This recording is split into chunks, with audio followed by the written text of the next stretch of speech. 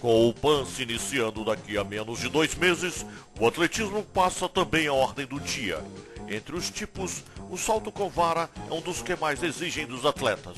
Esse salto, assim como o triplo, são considerados masculinos, devido à grande exigência do atleta de bastante técnica, força física e equilíbrio muscular apurados.